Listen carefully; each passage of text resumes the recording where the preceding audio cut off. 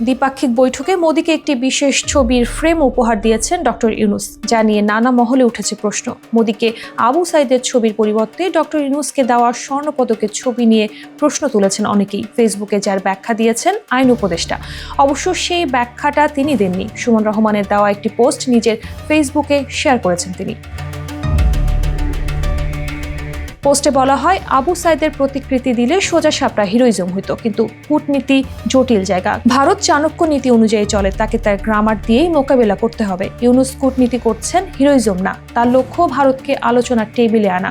সেই মেকানিজম করার জন্য তাকে চাণক্যের মান্ডালা থিওরি, অর্থাৎ তোমার পাশের দেশ যদি শত্রু রাষ্ট্র হয় তবে তার পাশের দেশ তোমার বন্ধু, আর নবীজির পরামর্শ মোতাবেক শুধু চীন দেশ যাইতে হইছে।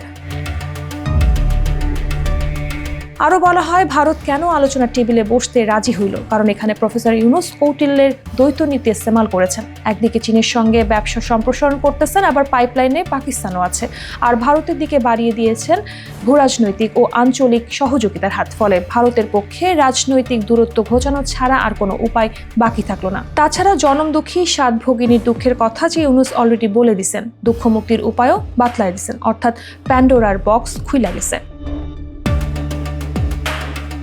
তিনি বলেন, এইটাই মোক্ষম ইউনূস ডিপ্লোমেসি। দাসার্তিও কহেন, দুর্বলের প্রধান অস্ত্র হলো সে সবলের ভাষা ও ট্যাকটিককে এমনভাবে ওপেনাইজ করে যে সবল তার নিজের অস্ত্রকেই চিনতে পারে না, বা যখন পারে তখন দেরি হয়ে যায়। সেটাই ঘটেছে আজ। মোদী তার চাণক্য নীতির অশনি সংকেত দেখতে পেরেই আলোচনায় বসেছেন।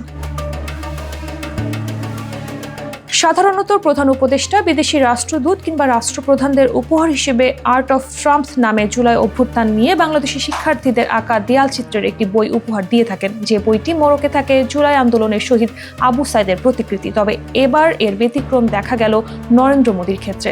স্বাভাবিক কারণেই বিষয়টি নিয়ে উঠেছে প্রশ্ন।